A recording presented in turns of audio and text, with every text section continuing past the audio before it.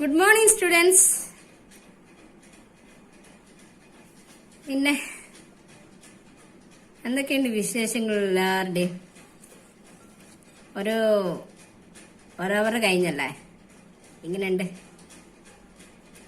ക്ഷീണമുണ്ട് എല്ലാവർക്കും ഒരവർ കഴിഞ്ഞതിന്റെ? ഇല്ലല്ലോ. നമുക്ക് സോഷ്യൽ പഠിക്കാം അല്ലേ? നമ്മൾ ഇന്നലത്തെ ക്ലാസ്സിൽ എന്തൊക്കെയാ പഠിച്ചേ? എല്ലാവർക്കും ഓർമ്മയുണ്ട്, ലീവ് കഴിഞ്ഞിട്ടും ഓർമ്മയുണ്ടല്ലേ? എല്ലാവരും പറഞ്ഞ് തുടങ്ങിയിട്ടുണ്ട്.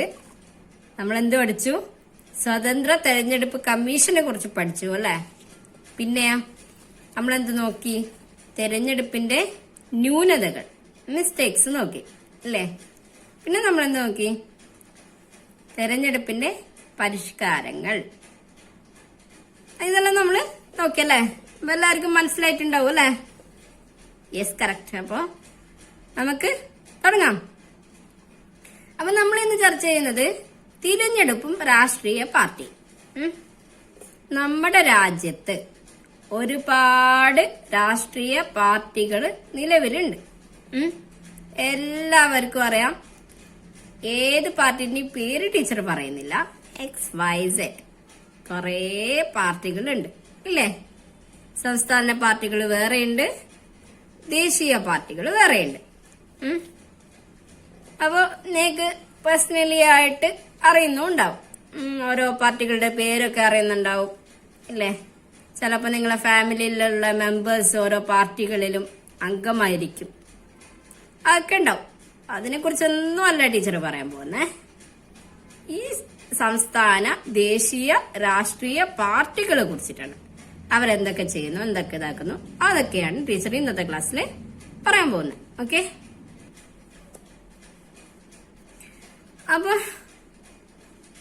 നമ്മൾ എന്ത് നോക്കി? ദേശീയ സംസ്ഥാന രാഷ്ട്രീയ പാർട്ടികളെ കുറിച്ചിട്ടാണ് ഇന്ന് നമ്മൾ പഠിക്കാൻ പോകുന്നത്. എന്താണ് ദേശീയ പാർട്ടി, എന്താണ് സംസ്ഥാന രാഷ്ട്രീയ പാർട്ടി, ഇവയെ കുറിച്ച് നമുക്ക് കൂടുതലായിട്ട് നോക്കാം. ഒരു ദേശീയ പാർട്ടിയെയും ഒരു സംസ്ഥാന രാഷ്ട്രീയ പാർട്ടിയെയും അതാതിന്റേതായ ദേശീയ പാർട്ടിയായിട്ടും സംസ്ഥാന പാർട്ടിയായിട്ടും അംഗീകരിക്കണമെങ്കിൽ തെരഞ്ഞെടുപ്പ് കമ്മീഷന് ചില മാനദണ്ഡങ്ങളെല്ലാം നിശ്ചയിക്കുന്നുണ്ട്. അത് നമുക്ക് പാഠത്തിന്റെ ലാസ്റ്റ് കൊടുത്തിട്ടുണ്ട്. അപ്പൊ നോക്കാം. നമ്മളിപ്പോ നോക്കാൻ പോകുന്നത് രാഷ്ട്രീയ പാർട്ടികളുടെ ചുമതല. എല്ലാവർക്കും ജനാധിപത്യ രാജ്യമായ ഇന്ത്യയിലെ രാഷ്ട്രീയ പാർട്ടികൾ സ്ഥാപിക്കാനുള്ള ഫ്രീഡം ഉണ്ട്, റൈറ്റ് ഉണ്ട്. ഓക്കെ? എല്ലാവർക്കും ഉണ്ട്. അപ്പൊ ഒരു പ്രത്യേക ആവശ്യത്തിന് വേണ്ടി ഒരു പ്രത്യേക ശാസ്ത്രത്തിലൂന്നി രാഷ്ട്രീയ സ്ഥാനങ്ങൾ നേടിയെടുക്കാനായിട്ട് നിരന്തരം പ്രവർത്തിച്ചു കൊണ്ടിരിക്കുന്ന ഒരു കൂട്ടം ആൾക്കാരെ പറയുന്ന പേരെന്താണ്? രാഷ്ട്രീയ പാർട്ടികൾ. ടീച്ചർ ഒന്നുകൂടെ പറയാം. ഒരു പ്രത്യേക ശാസ്ത്രത്തിലൂന്നി രാഷ്ട്രീയ അധികാരം നേടിയെടുക്കാനുള്ള നിരന്തര ശ്രമം നടത്തുന്ന ഒരു കൂട്ടം ആൾക്കാരെയാണ് എന്ത് വിളിക്കുന്നത്? Yes, correct. എല്ലാരും പറയുന്നുണ്ട് രാഷ്ട്രീയ പാർട്ടികൾ എന്ന് വിളിക്കുന്നത്. അത് നമുക്കിനി രാഷ്ട്രീയ പാർട്ടികളുടെ ചുമതല എന്താന്ന് നോക്കാം. ഒന്ന്, ഗവൺമെന്റിനെയും ജനങ്ങളെയും തമ്മിൽ ബന്ധിപ്പിക്കുന്നു. അതായത് ജനങ്ങൾക്ക് എന്ത് ആവശ്യമുണ്ടെങ്കിലും ആര് വഴി പോവും? ഗവൺമെന്റിലേക്ക് രാഷ്ട്രീയ പാർട്ടികൾ വഴി പോവും. രണ്ടാമത്തത്, ജനങ്ങൾക്കിടയിൽ രാഷ്ട്രീയ അവബോധം വരുത്തിക്കുന്നു. അതായത് ജനങ്ങൾക്കിടയിൽ രാഷ്ട്രീയ അവബോധം വരുത്തിക്കുന്നു എന്ന് പറഞ്ഞാല് എന്താ അതിന്റെ അർത്ഥം? ജനങ്ങൾക്ക് നിങ്ങൾ വോട്ട് ചെയ്യണം, നിങ്ങള് പിന്നെ കുറെ സ്ത്രീകളെല്ലാം തിരഞ്ഞെടുപ്പിൽ മത്സരിക്കാൻ വേണ്ടിയിട്ട് പ്രേരിപ്പിക്കുക. ഇതെല്ലാമാണ് ജനങ്ങൾക്കിടയിൽ രാഷ്ട്രീയ അവബോധം വരുത്തിക്കുക എന്നത്. പിന്നെ ഗവൺമെന്റിന്റെ എന്തെങ്കിലും നയം തെറ്റായിട്ടുണ്ടെങ്കിൽ അത് തിരുത്തും ആര്? പ്രതിപക്ഷത്തിരിക്കുന്ന രാഷ്ട്രീയ പാർട്ടി അത് തിരുത്തും. പിന്നീട് ഗവൺമെന്റിന് അതായത് ഏറ്റവും ഭൂരിപക്ഷം കിട്ടിയ രാഷ്ട്രീയ പാർട്ടി എന്ത് ചെയ്യും? ഗവൺമെന്റ് രൂപീകരിക്കും. പിന്നെ നമുക്ക് നോക്കാനുള്ളത്, അഥവാ ഭൂരിപക്ഷം കിട്ടാത്ത ബാക്കി പാർട്ടികൾ ഉണ്ടാവുമല്ലോ, ഈ ബാക്കി പാർട്ടികള് എന്ത് ചെയ്യുന്ന പറഞ്ഞാല് ക്രിയാത്മകമായ പ്രതിപക്ഷമായിട്ട് പ്രവർത്തിക്കും. പിന്നെ നമ്മൾ നോക്കുന്നത് പൊതുജനാഭിപ്രായം രൂപീകരിക്കും. അപ്പൊ ടീച്ചർ ഒന്നും കൂടെ പറയാം, രാഷ്ട്രീയ പാർട്ടികളുടെ ചുമതല ഒന്നും കൂടെ പറയാം. ഒന്ന്, ഗവൺമെന്റും ജനങ്ങളും തമ്മിൽ ബന്ധിക്കുക, ഗവൺമെന്റിനെയും ജനങ്ങളെയും തമ്മിൽ ബന്ധിപ്പിക്കുക. 2, പൊതുജനാഭിപ്രായം രൂപീകരിക്കുക. 3, ജനങ്ങൾക്കിടയിൽ രാഷ്ട്രീയ അവബോധം വരുത്തുക. 4, ഭൂരിപക്ഷം കിട്ടിയ പാർട്ടി ഗവൺമെന്റ് രൂപീകരിക്കുക. 5, ഭൂരിപക്ഷം കിട്ടാത്ത പാർട്ടികൾ ക്രിയാത്മക പ്രതിപക്ഷമായി പ്രവർത്തിക്കുക.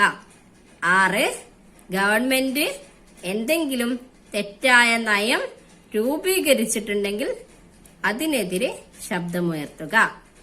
7, ഗവൺമെന്റുമായും ബന്ധപ്പെട്ടും ഭാവി കാര്യങ്ങൾ നടപ്പിലാക്കുക. അപ്പൊ ഇതൊക്കെയാണ് എന്ത്?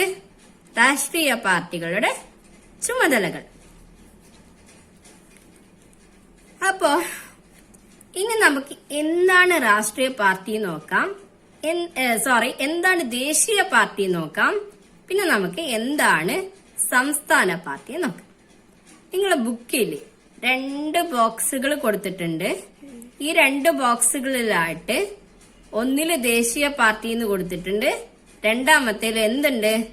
സംസ്ഥാന രാഷ്ട്രീയ പാർട്ടി എന്ന് കൊടുത്തിട്ടുണ്ട്. അത് നമുക്ക് ആദ്യം ദേശീയ രാഷ്ട്രീയ പാർട്ടി നോക്കാം. ടീച്ചർ നേരത്തെ പറഞ്ഞു, തിരഞ്ഞെടുപ്പ് കമ്മീഷന് ചില മാനദണ്ഡങ്ങൾ വെച്ചിട്ടുണ്ട്. എന്തിന്? ദേശീയ പാർട്ടിനെയും സംസ്ഥാന പാർട്ടിനെയും നിർണയിക്കാൻ വേണ്ടിയിട്ട്. അതിനു മുമ്പ്, ഈ പട്ടിക നോക്കുന്നതിന് മുമ്പ് നമുക്ക് നിങ്ങളെ പുസ്തകത്തിൽ ചെറിയൊരു കുഞ്ഞു ബോക്സ് കൊടുത്തിട്ടുണ്ട്. പ്രകടന പത്രിക എന്ന് പറഞ്ഞിട്ട് ഒരു ചെറിയൊരു ബോക്സ് കൊടുത്തിട്ടുണ്ട്. അതെന്താന്ന് നോക്കാം. തെരഞ്ഞെടുപ്പ് വേളയില് രാഷ്ട്രീയ പാർട്ടികള് അവരുടെ ദേശീയ വിദേശീയ ബന്ധങ്ങളും അവർ ഭാവിയിൽ ചെയ്യാൻ പോകുന്ന എന്തൊക്കെ കാര്യങ്ങളുണ്ട് ഇതെല്ലാം ഒരുമിച്ച് കൂട്ടിയിട്ട് ഇറക്കുന്ന പത്രികയെ എന്ത് പറയും? പ്രകടന പത്രിക എന്ന് പറയും. അതായത് ഭാവിയിൽ രാഷ്ട്രീയ പാർട്ടികൾ അധികാരത്തിൽ വന്നാൽ എന്തൊക്കെ ചെയ്യും, ചുരുക്കി പറഞ്ഞാൽ അങ്ങനെയാണ്, എന്തൊക്കെ ചെയ്യും ഇതൊക്കെ കൂട്ടിയിട്ടുള്ള ഒരു പത്രിക തെരഞ്ഞെടുപ്പിന് മുമ്പേ ഇവർ ഇറക്കും. അതിനെ എന്ത് പറയുന്നു? തെരഞ്ഞെടുപ്പ് പ്രകടന പത്രിക, അതായത് ഇലക്ഷൻ മാനിഫെസ്റ്റോ എന്ന് പറയും. ഓക്കെ, ഇനി നമുക്ക് മറ്റേ പട്ടിക നോക്കാം. 2 ബോക്സ് ഉണ്ട്, 2 ബോക്സ് നോക്കാം. ആദ്യമായിട്ട് ദേശീയ രാഷ്ട്രീയ പാർട്ടി. ഒരു ലോക്സഭാ തെരഞ്ഞെടുപ്പിൽ പോൾ ചെയ്ത ആകെ വോട്ടിന്റെ 6% ആര് നേടിയിരിക്കണം? ദേശീയ രാഷ്ട്രീയ പാർട്ടി നേടിയിരിക്കണം. അങ്ങനെ നേടിയാൽ മാത്രമേ ആ പാർട്ടിയെ എന്താക്കൂ? ദേശീയ രാഷ്ട്രീയ പാർട്ടി ആക്കിയിട്ട് മാറ്റും. ഇത് മാത്രമല്ല, 1 അതിലധികം സംസ്ഥാനങ്ങളിലെങ്കിലും 6% വോട്ട് നേടിയിരിക്കണം. 4 അതിലധികം സംസ്ഥാനങ്ങളിലെങ്കിലും എന്ത് നേടിയിരിക്കണം? ഈ 6% വോട്ട് നേടിയിരിക്കണം. ആദ്യം ടീച്ചർ പറഞ്ഞു ലോക്സഭ പോൾ ചെയ്ത ആകെ വോട്ടിന്റെ 6% നേടിയിരിക്കണം എന്ന് പറഞ്ഞു ഇല്ലേ? പിന്നെ ടീച്ചർ എന്ത് പറഞ്ഞു? 4 അതിലധികം സംസ്ഥാനങ്ങളിലെങ്കിലും എന്ത് നേടിയിരിക്കണം? 6% വോട്ട് നേടിയിരിക്കണം. രണ്ടാമതായിട്ട് നോക്കുന്നത് 4 അതിലധികം സംസ്ഥാനങ്ങളിലെങ്കിലും 4 ലോക്സഭാ സീറ്റുകൾ നേടിയിരിക്കണം. ഓക്കെ, ഒന്നതിലധികം സംസ്ഥാനങ്ങളിലെങ്കിലും 4 ലോക്സഭാ സീറ്റുകളെങ്കിലും നേടിയിരിക്കണം. ഒന്നുകൂടെ പറയാം ടീച്ചറ്. ലോക്സഭയിൽ പോൾ ചെയ്ത ആകെ വോട്ടിന്റെ 6% നേടിയിരിക്കണം. അത്രമാത്രം നേടിയാ പോരാ, അത് എങ്ങനെ നേടിയിരിക്കണം? 4 സംസ്ഥാനങ്ങളിൽ നിന്നായി, അതായത് 4 അതിലധികം സംസ്ഥാനങ്ങളിൽ നിന്നായി 6% നേടിയിരിക്കണം. പിന്നെ ടീച്ചർ പറഞ്ഞു, 1 അതിലധികം സംസ്ഥാനങ്ങളിൽ നിന്നായിട്ട് എന്ത് നേടിയിരിക്കണം? 4 ലോക്സഭാ സീറ്റെങ്കിലും നേടിയിരിക്കണം. ചുരുങ്ങിയത് 4 ലോക്സഭാ സീറ്റെങ്കിലും 1 അതിലധികം സംസ്ഥാനങ്ങളിൽ നിന്നായിട്ട് നേടിയിരിക്കണം. അപ്പൊ ഇത്രയാണ് ഒരു രാഷ്ട്രീയ പാർട്ടിയെ ദേശീയ രാഷ്ട്രീയ പാർട്ടിയായിട്ട് അംഗീകരിക്കാൻ തെരഞ്ഞെടുപ്പ് കമ്മീഷൻ മുന്നോട്ട് വെക്കുന്ന മാനദണ്ഡം. ഓക്കെ, ഇനി നമുക്ക് സംസ്ഥാന രാഷ്ട്രീയ പാർട്ടി നോക്കാം. ഇനി നമുക്ക് സംസ്ഥാന രാഷ്ട്രീയ പാർട്ടി നോക്കാം.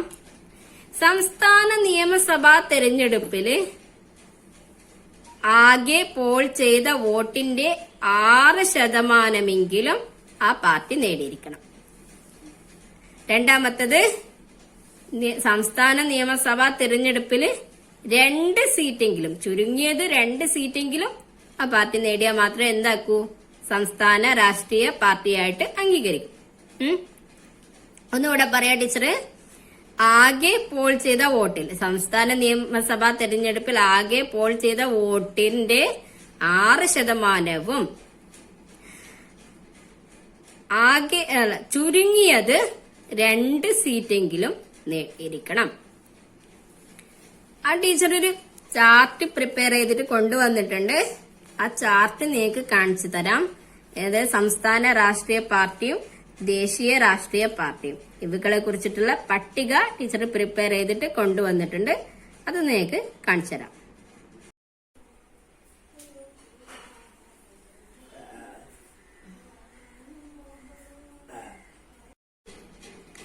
അപ്പോ എല്ലാരും ചാർട്ട് കണ്ടില്ലേ? ആ ടീച്ചർ ഇപ്പൊ നേരത്തെ പറഞ്ഞ ഇതേ ആ പട്ടികയിലുള്ളൂ. ഒന്ന് ദേശീയ രാഷ്ട്രീയ പാർട്ടി എന്ന പട്ടികയില് 6% വോട്ട് നേടിയിരിക്കണം. അതും 4 സംസ്ഥാനത്തിലധികം സംസ്ഥാനങ്ങളിൽ നിന്നായിട്ട്. പിന്നെ ഒന്നുള്ളത് എന്ത്? 4 ലോക്സഭാ സീറ്റെങ്കിലും നേടിയിരിക്കണം. അതേപോലെ തന്നെ സംസ്ഥാന രാഷ്ട്രീയ പാർട്ടിയുടെ പട്ടികയില് 6% വോട്ട് നേടിയിരിക്കണം. പിന്നെ എന്തുണ്ട്? 2 സീറ്റെങ്കിലും നേടിയിരിക്കണം. അപ്പൊ ടീച്ചർ നേരത്തെ ക്ലാസ്സിൽ പറഞ്ഞത് തന്നെയാണ് പട്ടികയായിട്ട് എഴുതിയിട്ടുള്ളത്. ഓക്കെ, അപ്പൊ നിങ്ങൾ എന്ത് ചെയ്യണമെന്ന് വെച്ചാല്, ടീച്ചർ ഇപ്പോ ദേശീയ രാഷ്ട്രീയ പാർട്ടിന്റെ പ്രത്യേകതകളും പറഞ്ഞു, സംസ്ഥാന രാഷ്ട്രീയ പാർട്ടിന്റെ പ്രത്യേകതകളും പറഞ്ഞു. നിങ്ങൾ എന്ത് ചെയ്യണം? ഒരു 5 മിനിറ്റ് സമയം തരാം. നിങ്ങൾ ഇതിനെ കുറിച്ചിട്ടൊരു ചെറിയൊരു കുറിപ്പ് തയ്യാറാക്കണം. അല്ലെങ്കിൽ കുറിപ്പ് തയ്യാറാക്കണം. അതായത് ദേശീയ രാഷ്ട്രീയ പാർട്ടികളുടെയും സംസ്ഥാന രാഷ്ട്രീയ പാർട്ടികളുടെയും പ്രത്യേകതകൾ എന്ന ഹെഡിങ്ങില് ചെറിയൊരു കുറിപ്പ് തയ്യാറാക്കണം. ഓക്കെ, അത് നിങ്ങൾ തയ്യാറാക്കുമല്ലോ അല്ലേ? നമുക്ക് അപ്പൊ ഇന്ന് നമ്മൾ എന്തൊക്കെയാണ് ടോട്ടലായിട്ട് പഠിച്ചത്? ഇന്ന് നമ്മള് തിരഞ്ഞെടുപ്പും രാഷ്ട്രീയ പാർട്ടിയും എന്ന ടോപ്പിക്കാണ് നോക്കിയത് അല്ലേ? ഇതില് രാഷ്ട്രീയ പാർട്ടികളുടെ ചുമതലകൾ നോക്കി, പിന്നെ പ്രകടന പത്രിക അതായത് ഇലക്ഷൻ മാനിഫെസ്റ്റോ നോക്കി. പിന്നെ നമ്മൾ എന്ത് നോക്കി? ദേശീയ രാഷ്ട്രീയ പാർട്ടി, സംസ്ഥാന രാഷ്ട്രീയ പാർട്ടി. ഇത് ആവണമെങ്കിൽ എന്തൊക്കെ മാനദണ്ഡങ്ങൾ വേണം എന്ന് നോക്കി അല്ലേ? അപ്പൊ നിങ്ങള് അടുത്ത ക്ലാസ്സിൽ വരുമ്പോ എന്ത് ചെയ്യണമെന്ന് വെച്ചാല്, നമ്മുടെ രാജ്യത്ത് പ്രവർത്തിക്കുന്ന ദേശീയ രാഷ്ട്രീയ പാർട്ടികളുടെയും കേരള സംസ്ഥാന രാഷ്ട്രീയ പാർട്ടികളുടെയും പട്ടിക ഏതൊക്കെയാണ്, ആ രാഷ്ട്രീയ പാർട്ടികൾ ഏതൊക്കെയാണ് എന്നുള്ളതിനെ കുറിച്ചുള്ള പട്ടിക ഇന്റർനെറ്റിന്റെ സഹായത്തോടെ കണ്ടെത്തിയിട്ട് ഹോംവർക്കായിട്ട് എഴുതിക്കൊണ്ടുവരണം. അത് നിങ്ങൾ ചെയ്യൂലേ? ഓക്കെ, അപ്പൊ നമുക്ക് അടുത്ത ക്ലാസ്സിൽ മുന്നണി രാഷ്ട്രീയം എന്ന ടോപ്പിക് വിഷയം ചർച്ച ചെയ്യാം. Okay, thank you.